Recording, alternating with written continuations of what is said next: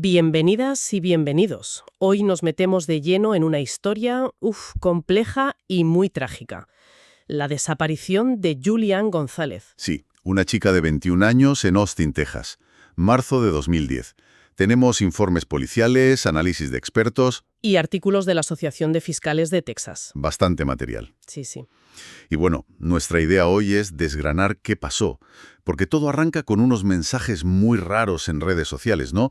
Como si ella se hubiera ido por voluntad propia. Exacto. Pero la familia dijo desde el minuto 1 que ni hablar, que imposible, que Julie nunca abandonaría a su hija pequeña. Ahí está la clave inicial. Cómo se llega de esa supuesta huida a una condena por asesinato. Y sin cuerpo. Vamos a verlo. Pues sí, un caso con muchas capas. Empecemos por ella, por Julie. ¿Quién era? Nacida en el 89, criada por su madre Sandra, que era muy joven también. Sí, 18 años tenía Sandra. Creció en un ambiente más bien rural, cerca de Austin. Familia muy unida, muchas mujeres. Las tías, Dora y Margarita, muy presentes, y su hermana pequeña, Samantha, con la que era uña y carne. La describen como atenta, cariñosa, un pilar para la familia. Y con una pasión muy marcada desde pequeña: escribir. Llenaba cuadernos, escribía cartas, soñaba con ser periodista. Era ambiciosa, trabajadora. Sí, aunque dicen que de primeras parecía reservada. Tenía esa determinación. Y la familia, bueno, parece que fue un apoyo importante al principio. Su primer trabajo en el puesto de tacos del abuelo. Ahí conoció a Aaron Brough. Él 23, ella 17. Y hubo chispa, ¿no? Pero la madre, Sandra, intervino. Sí, por la edad y porque pensaba que la distraería de los estudios. Total, que despidió a Aaron. Vaya. Julie siguió adelante. Se mudó a Austin Centro con su tía Dora para centrarse en el instituto, escribió en el periódico escolar. Y ahí conoció a George de la Cruz, compañero de clase. Se enamoraron. Y esto sorprendió a la gente porque él parecía muy tímido, introvertido. Lo contrario a Julie, que era más sociable. Ya. Ella apostó por él, a pesar de las dudas del entorno. Aquí ya vemos una tensión, ¿no? Sus elecciones personales, sobre todo en pareja, y las preocupaciones de la familia. Sí, como la intervención de Sandra antes. Y el contraste entre George y Julie llama la atención desde el principio. Bueno, se gradúan, se van a vivir juntos. Julie consigue una beca para periodismo en St. Edwards. Parecía que todo iba bien, pero... Se quedó embarazada de Laila. Exacto. Y decidieron casarse marzo o mayo de 2009, por ahí. De nuevo, con la familia un poco en contra. Sandra no veía claro a George. Y parece que los temores de Sandra tenían fundamento, ¿eh? La relación se fue a pique muy rápido. George perdió el trabajo y se metió de lleno en los videojuegos. La Xbox, las fuentes hablan de... ¿cuánto? 12, 15 horas al día. Una barbaridad. Sí. Eso dicen. Imagínate el panorama. Julie tiene que dejar la universidad para mantenerlos. Encuentra curro en Walgreens, primero cajera. Y luego ascendió, ¿no? Se secó el título de técnica de farmacia. Sí, estudió para ello. Pero llegaba a casa y encontraba a Laila desaquenudida porque George estaba con la consola. Tremendo. Ni siquiera fue al parto por quedarse jugando. Terrible. La presión para Julie debió ser brutal, económica, emocional. ¿Y sin ningún apoyo por parte de él?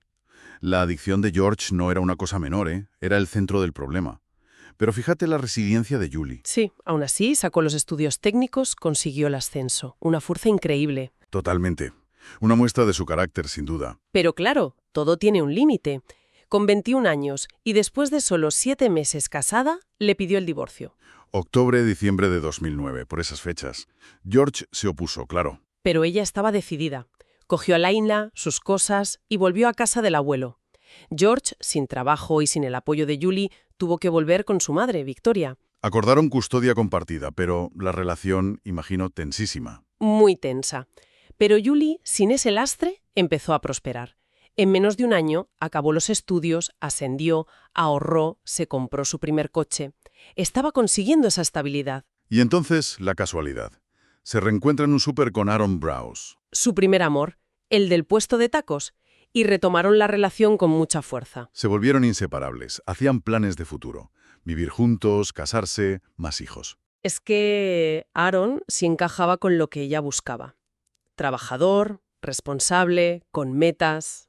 El contraste con George es total. La independencia y la felicidad de Julie renaciendo frente a George, que parecía estancado. Aaron era como el símbolo de ese futuro.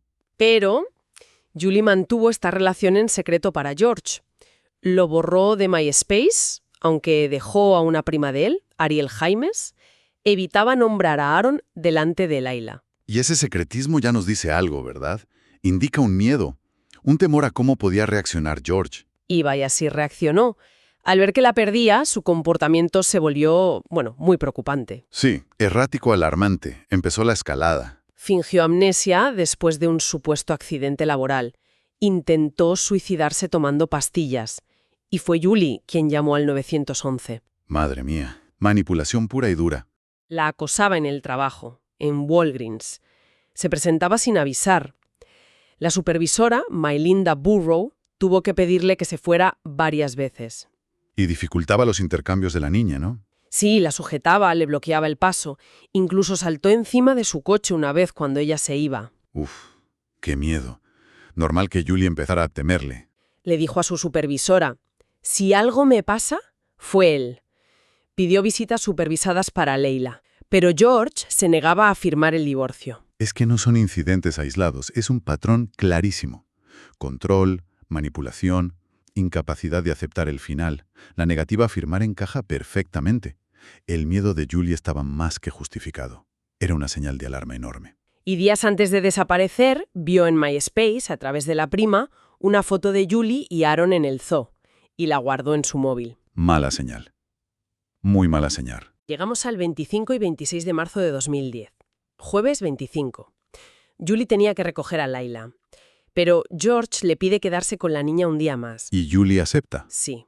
Y esto es clave, porque significaba que iría a buscarla el viernes por la mañana, ella sola, sin la madre de George Victoria presente. Algo que no era habitual. Como si hubiera bajado la guardia. Un cambio de rutina sospechoso. Esa noche de jueves, Julie la pasa con Aaron. Ven pelis, cenan. Por la mañana él se va a trabajar. Se despiden. Y entonces Julie escribe esa carta. Una carta larga, a mano, para Aaron, diciéndole cuánto lo quería, lo feliz que estaba, sus planes, casarse, tener un hijo con él. La deja en la cama de Aaron y se va a casa de George a por Layla. Y a partir de ahí, el silencio. Nadie consigue hablar con Julie. El teléfono no da señal. Y de repente empiezan a aparecer esas publicaciones rarísimas en su MySpace. Me marcho. Odio toda esta mierda. Quiero huir. Algo así, ¿no? Sí.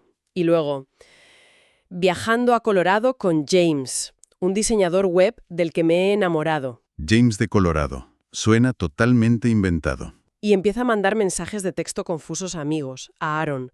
No tengo ganas de hablar, no puedo seguir con la relación. Rompiendo con él. Claro, la familia y los amigos alucinan. Eso no encaja nada con Julie. Nunca dejaría a Layla. Y la carta a Aaron. Contradecía todo. Es que el contraste es brutal. Es la clave inicial de todo. Una carta manuscrita, íntima, llena de planes, escrita horas antes. Y de repente, mensajes fríos, impersonales, anunciando una fuga con un tipo desconocido. No cuadra por ningún lado. Y que George pidiera quedarse con Layla justo ese día extra, parece demasiada coincidencia. Podría sugerir que lo planeó para que ella fuera sola. Muy sospechoso. La familia denuncia la desaparición el sábado por la noche. Pero la policía, al principio, minimiza la situación. Piensan que es un caso de abandono voluntario por los posts de MySpace. Dicen que pasa a menudo. Pero la familia R que R. Julie jamás haría eso, insisten. Y el domingo por la mañana, su tía Dora, buscando por su cuenta. Encuentra el coche de Julie, aparcado en el parking de otro Walgreens, a solo 3 manzanas de la casa de George. Vaya, la prueba de que no se fue conduciendo. Eso ya cambia las cosas. Aún así, la policía se mostró reacia al principio. No querían ni registrar el coche sin una orden. Esta respuesta inicial tan lenta, por desgracia, se ve a veces cuando hay pruebas digitales que confunden. El hallazgo del coche, gracias a la insistencia de la familia, fue el primer gran giro que obligó a investigar en serio. La policía va a hablar con George. Su versión: que Julie llegó el viernes por la mañana, que actuaba raro, como drogada, dice él, out of it. Como drogada.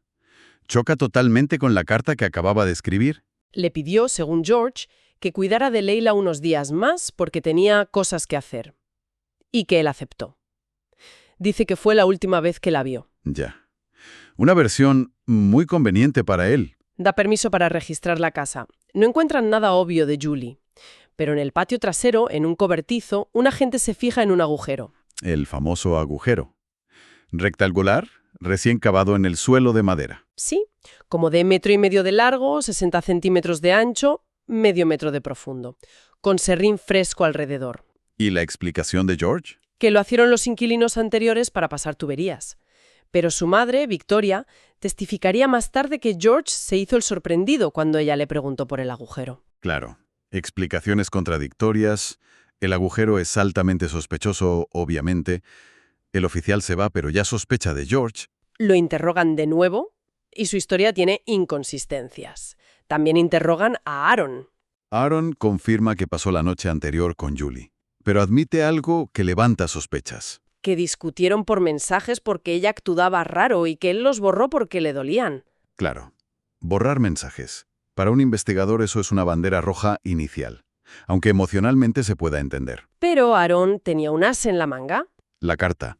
Exacto. Presenta la carta de amor manuscrita de Julie, fechada ese mismo 26 de marzo, donde habla de su amor, su felicidad, sus planes con él. Y eso lo exonera por completo. Demuestra que Julie no tenía ninguna intención de irse ni de romper con él. Es una prueba potentísima. El foco vuelve directamente a George. Pero no hay pruebas directas. La investigación se atasca otra vez. Es el gran problema en este punto. Tienes muchas sospechas sobre George, la coartada de la huida se cae, pero falta la prueba definitiva. No hay cuerpo, no hay confesión.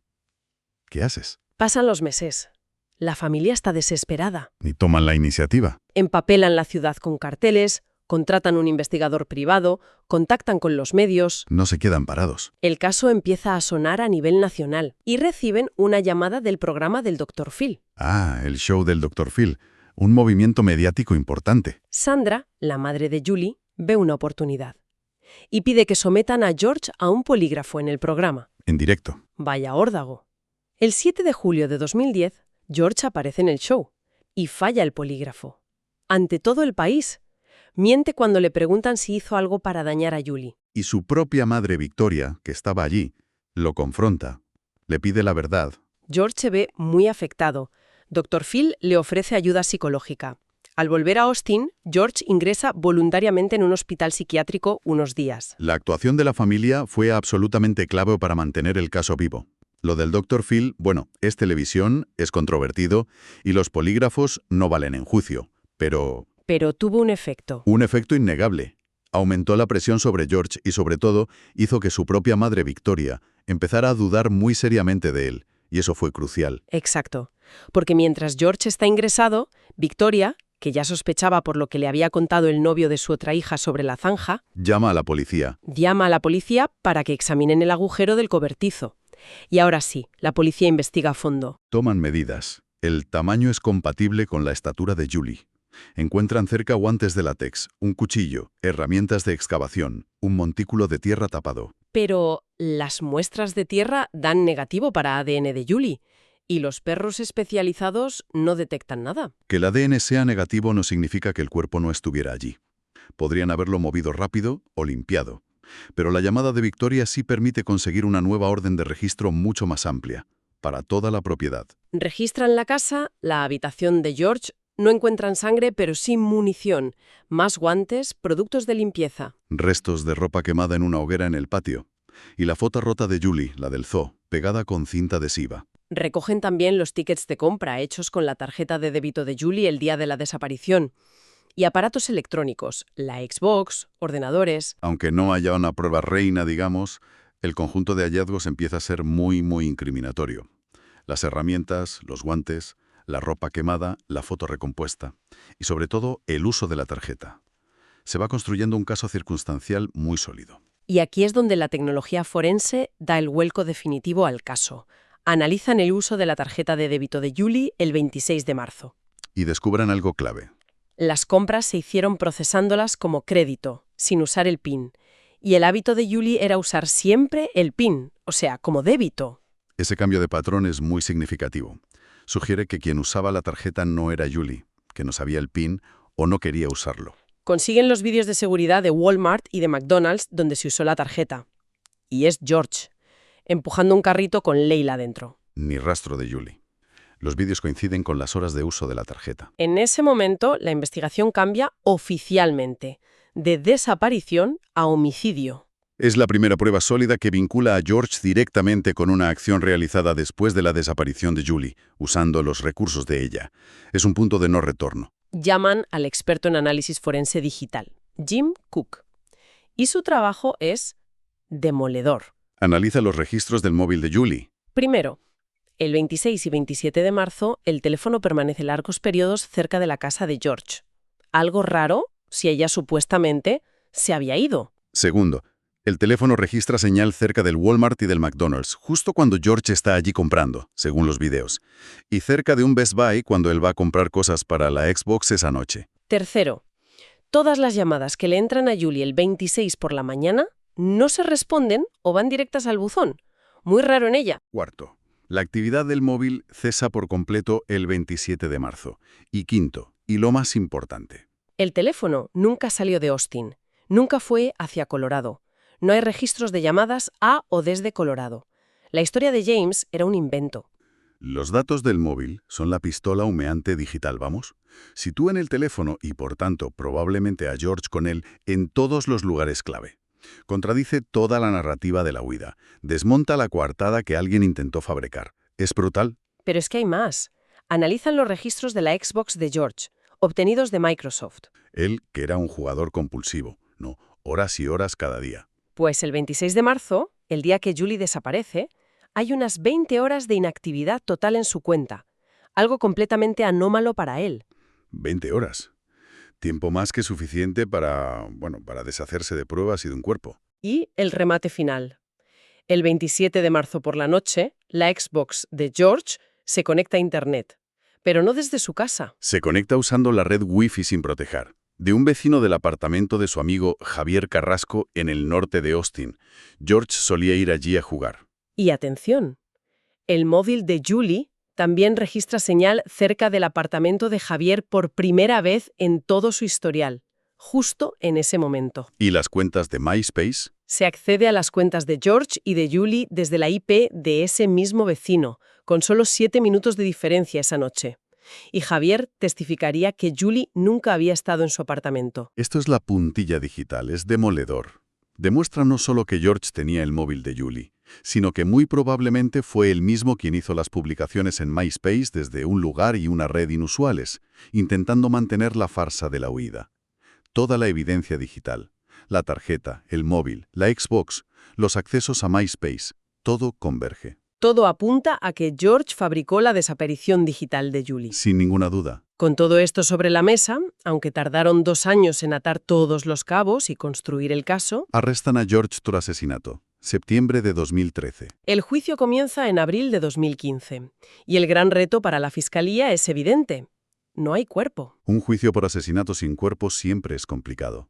Tienes que basarte enteramente en la prueba circunstancial. Hubo testimonios clave.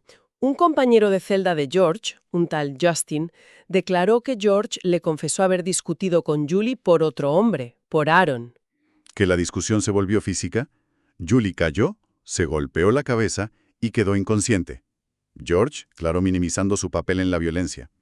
Otro testigo, un compañero de trabajo, contó que George le reveló haber discutido muy fuerte con Julie ese 26 de marzo porque ella amenazó con llamar a la policía. Y Sandra, la madre de Julie, testificó sobre cómo George cambió el día de recogida de Layla y cómo Julie le había dicho que sospechaba que él tramaba algo. Estos testimonios, aunque no sean la prueba directa, ayudan a pintar el cuadro de lo que pudo pasar, ¿no? Confirman la tensión, la posibilidad del enfrentamiento. Exacto. Apuntan la teoría de la Fiscalía. La Fiscalía presentó toda la evidencia digital, con los mapas y gráficos de Jim Cook, que eran muy visuales, el patrón de comportamiento de George, y lo que llamaron la falta de prueba de vida.